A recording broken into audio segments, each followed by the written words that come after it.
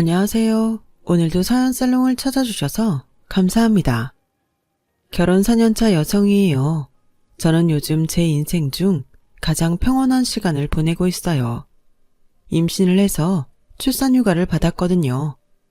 지금껏 살면서 단 한 번도 2주 이상 쉬어본 적이 없는 저로서는 꿀같은 휴가가 아닐 수 없어요. 학창시절엔 공부를 하느라 바빴고 대학생 때는 다음 학기 등록금을 버느라 방학 때 더 분주했거든요. 그러다 취직을 한 후에는 먹고 사는데 바빠서 쉴 틈이 없었어요. 유일한 휴가라고 한다면 신혼여행 정도 될 수 있겠네요. 그러니 출근 시간에 쫓기지 않고 늦잠도 자고 하루 종일 집에서 취미생활을 할 수 있는 요즘은 제 인생 최고의 휴가나 마찬가지랍니다. 하지만 이렇게 행복한 시간을 갖기까지 참 우여곡절이 많았어요. 저희 남편한테는 5살 어린 여동생이 있어요. 남편은 장남이라는 이유로 어릴 때부터 책임감을 강요받고 자랐지만 시누이는 달랐어요.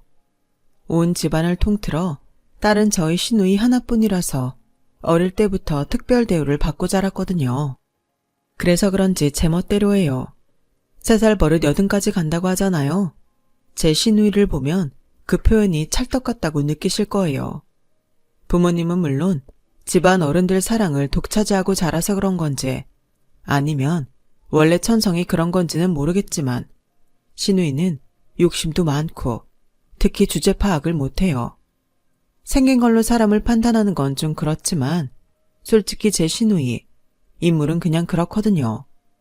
그런데도 본인은 자기가 엄청 예쁜 줄 알아요.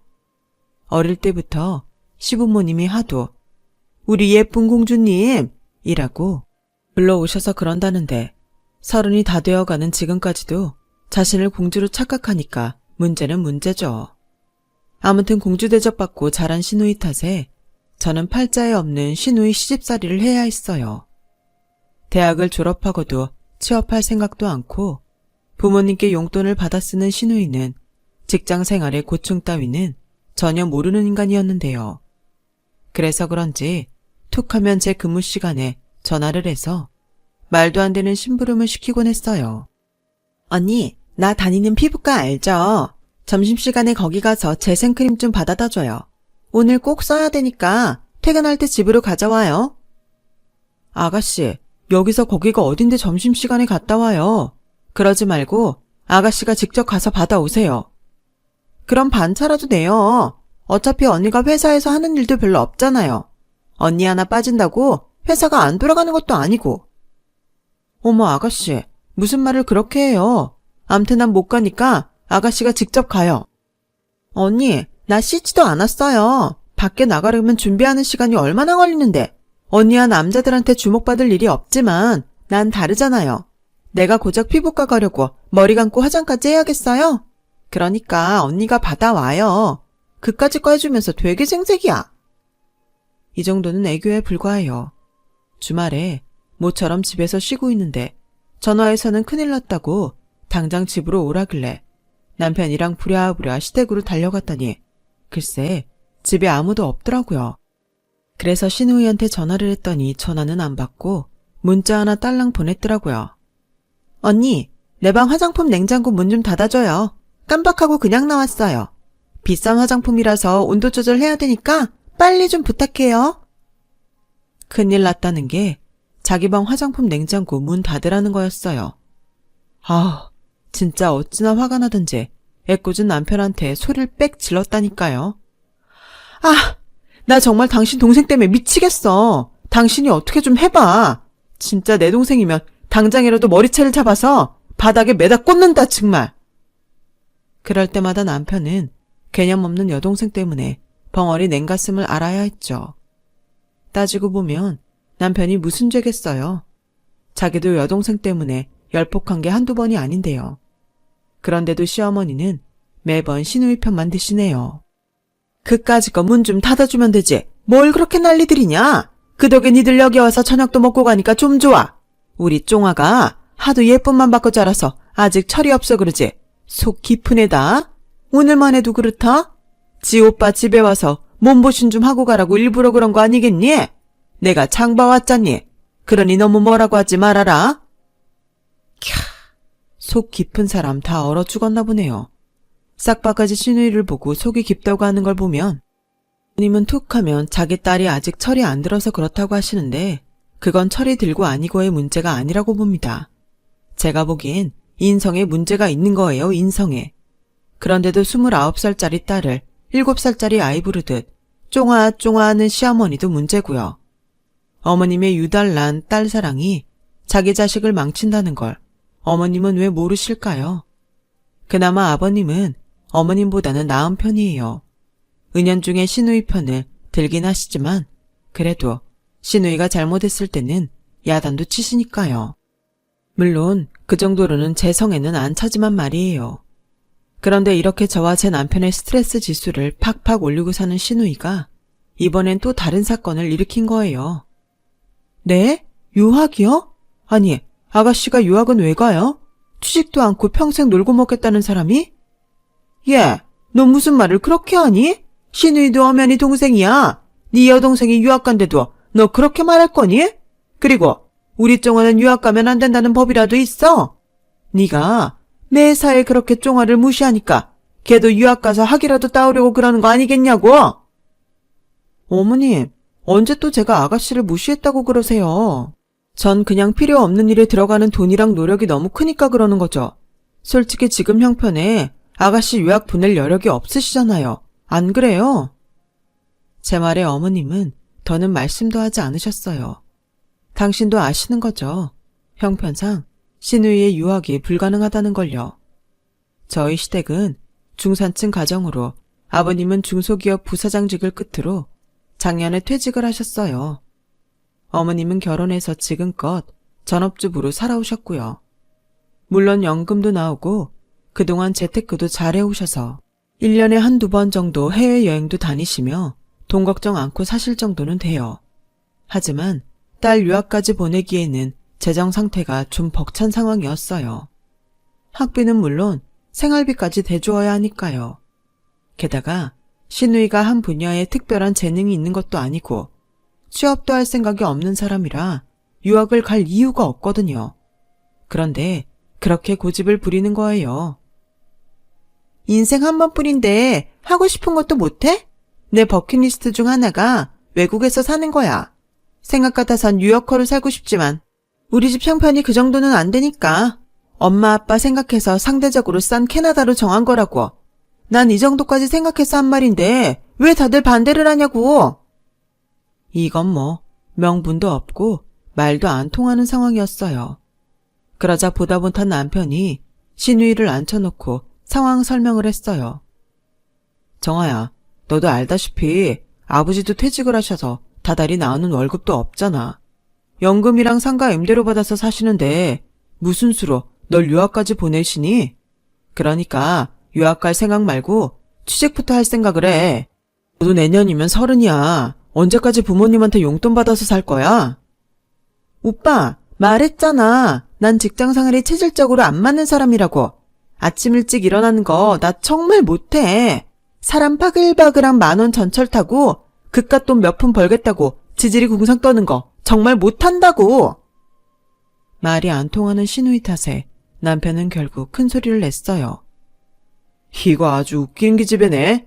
야, 다들 그렇게 살아. 너보다 나이 어린 친구들도 그렇고 너보다 훨씬 잘난 사람들도 다들 그 고생해서 돈 벌고 산다고. 나랑 네 올케도 마찬가지야. 이날 이때까지 아버지도 그렇게 직장 생활해서 너 키워주신 거라고. 근데 네가 뭐라고 열심히 사는 사람들을 우습게 알아? 너 네 손으로 돈 벌어본 적 있어? 네 힘으로 부모님한테 양말 한 짝이라도 사드린 적 있냐고. 보자보자니까 이 기집애가 아주 못돼 처먹었어. 너 한 번만 더 유학 타령해봐. 내가 가만 안 둘 테니까. 평소에 세상 순한 내 남편이 얼마나 화가 났으면 아버님도 계신데 그렇게 화를 냈겠어요. 그런데 평소 같으면 끝까지 대들며 성질을 냈어야 할 시누이가 입술을 깨문 채 말없이 눈물을 뚝뚝 흘리고 있지 않겠어요?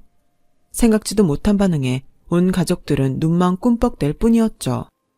그럼 어떡해? 내 친구들은 다 시집들 가는데 나만 이 모양 이 꼴인걸.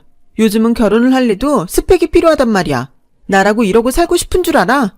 내 학벌 내 스펙으론 변변한 데는 취직도 안 되고 지원이라도 할까 했더니 소개받은 남자가 그러더라.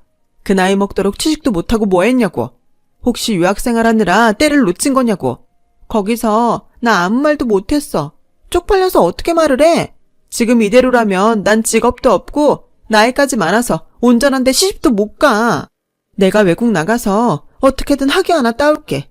그러니까 엄마, 나 유학 좀 보내줘. 뭐라도 하나 비빌 구석이 있어야 결혼을 하든 할 거 아니야. 응, 엄마. 신우이의 눈물에 시부모님은 마음이 흔들리시는 것 같았어요. 하나뿐인 딸이 밖에서 그런 대접을 받는다는데 마음이 편치는 않으셨겠죠. 그래도 이건 좀 아니지 않나요? 그렇게 자기 자신이 한심하게 느껴진다면 돈으로 싸발라 스펙 만들 생각을 할 게 아니라 자기가 할 수 있는 일부터 시작해서 경쟁력을 키우는 게 맞는 거잖아요. 하지만 이런 말을 입 밖으로 꺼내지도 못했어요. 어디까지나 시댁일에 입 바른 소리 했다가 돌아오는 건 고통뿐이니까요. 이럴 땐 그저 그냥 조용히 입 다물고 있는 게 상책이었죠.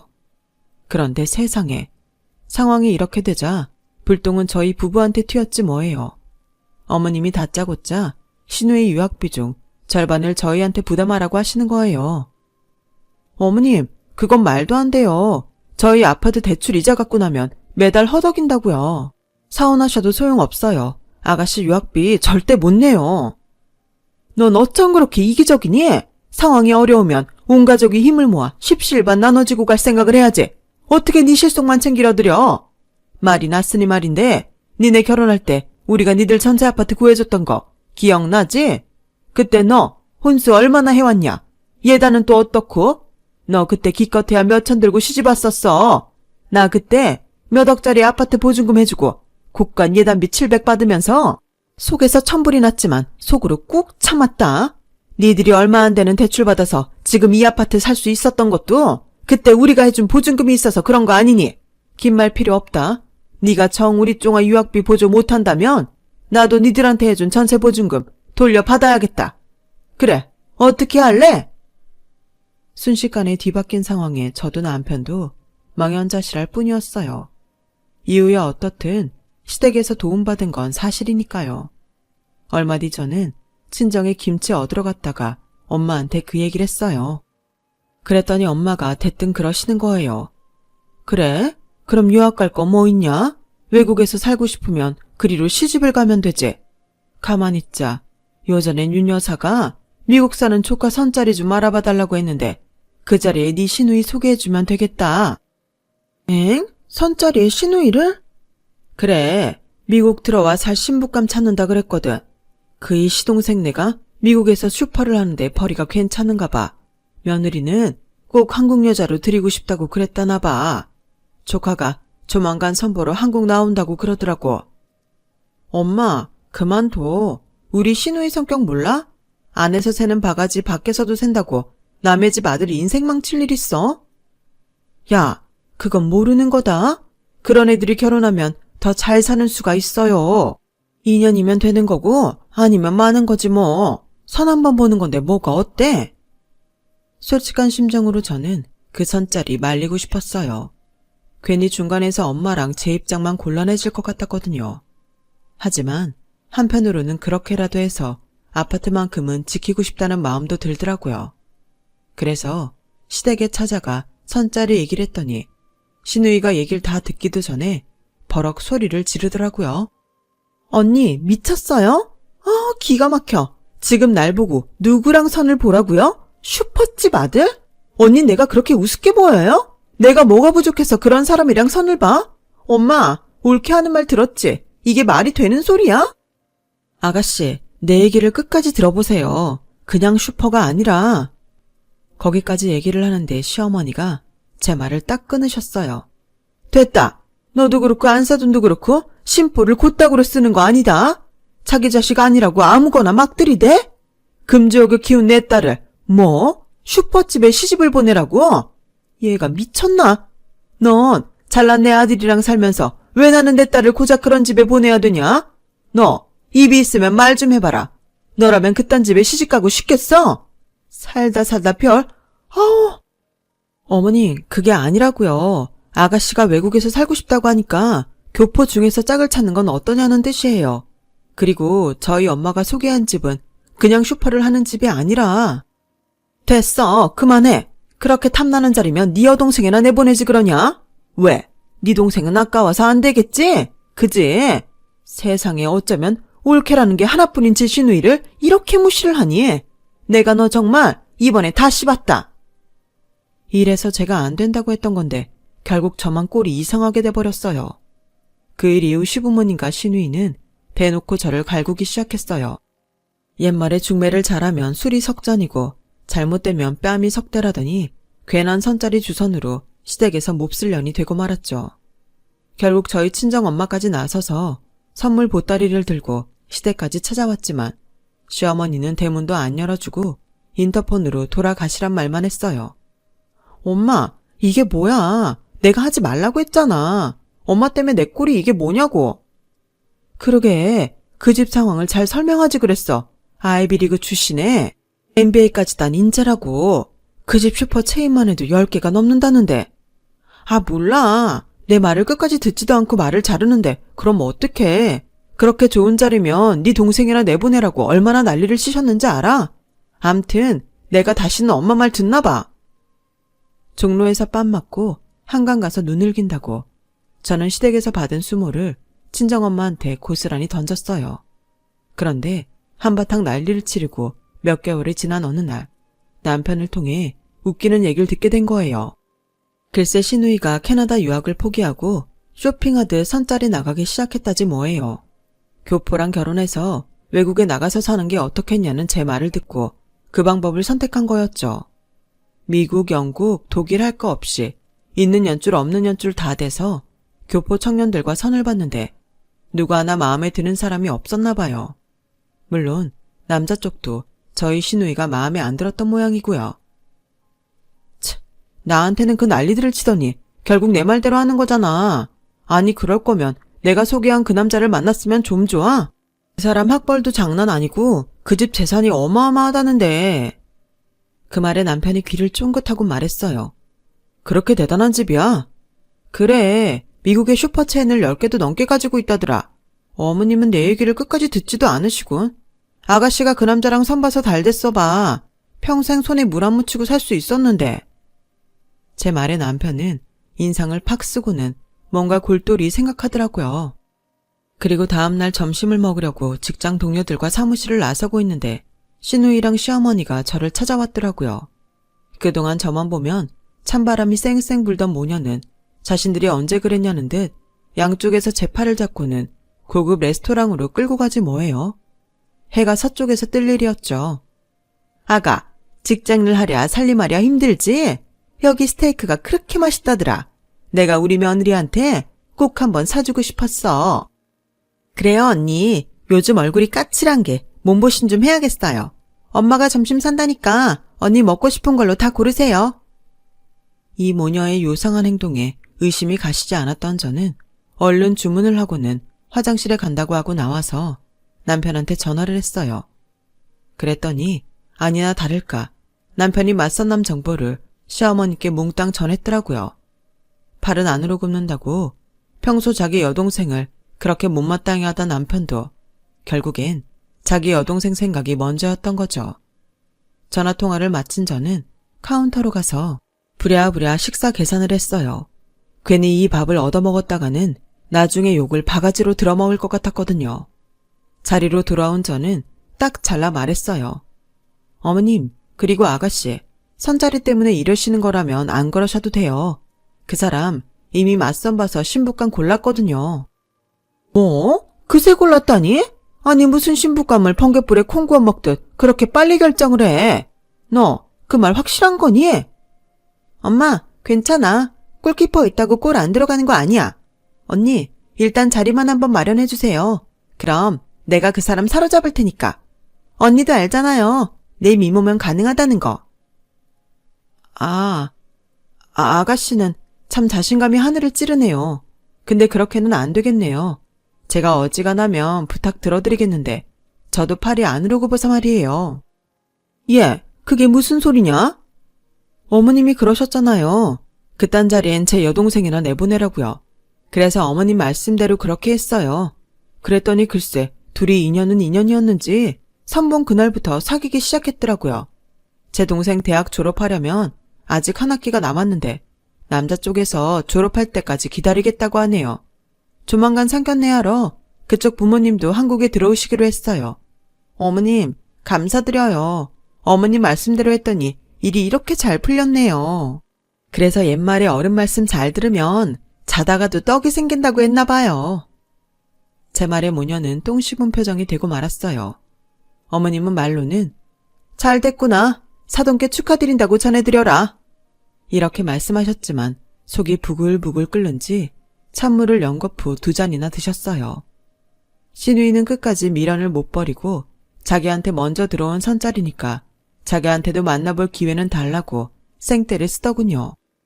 언니 동생한테는 정말 미안한 말이지만 그 남자 나 한번 만나보면 분명히 생각이 달라질걸요? 그러니까 만나보기라도 하게 해달라고요. 솔직히 언니 동생이 볼 게 뭐 있어요? 나보다 이쁘기를 해요. 키가 크기래요. 내 상대가 안 되지. 안 그래 엄마? 아주 끝까지 주제 파악을 못하길래 저도 큰맘 먹고 팩폭을 해줬어요. 어머, 아가씨도 참. 아가씨는 거울도 안 봐요. 인물이야 내 동생이 훨씬 낫죠. 그뿐이에요. 학벌도 아가씨보다 훨씬 더 좋고 무엇보다 나이가 어리잖아요. 아가씨도 툭하면 연하남 찾잖아요. 그러니 남자들은 오죽하겠어요? 나래도 파릇파릇한 20대 초반이랑 사귀지.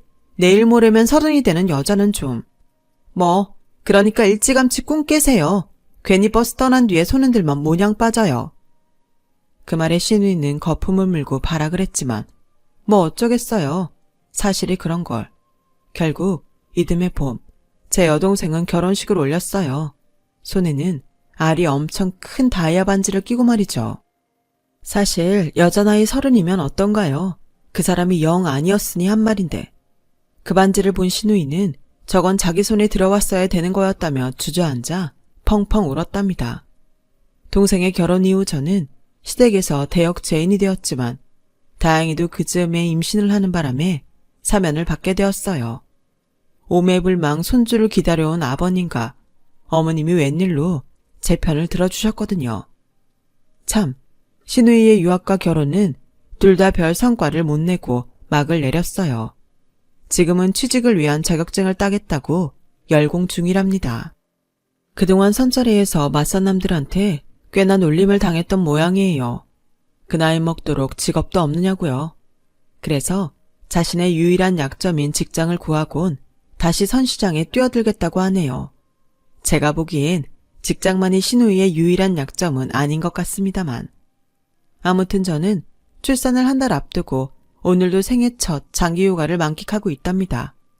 비록 배가 무거워서 잠도 뒤척이며 자고 호르몬 불균형으로 피부는 다 뒤집어졌지만 곧 있으면 세상에 나올 내 아기를 생각하면 이런 것쯤이야 아무것도 아니죠. 미국으로 시집간 여동생은 조카가 태어나면 미국 유학은 걱정 말라고 벌써부터 이모 노릇을 할 생각에 들떠 있어요. 제 아기가 미국 유학을 원할지는 모르겠지만요. 사람이 자기 분수를 알고 살 수 있는 것도 어찌 보면 인생의 큰 복 같아요. 너무 욕심만 내면서 살아도 다른 사람의 말에 귀 기울이기 힘든 것 같더라고요. 우리 아가씨처럼요. 지금까지 제 사연을 들어주셔서 감사합니다. 들어주신 분들의 앞날이 항상 꽃길이시길 바랍니다. 여러분, 사연 댓글에 응원과 현명한 조언 부탁드려요. 좋아요와 구독은 저에게 큰 힘이 됩니다. 오늘도 좋은 일 가득하세요.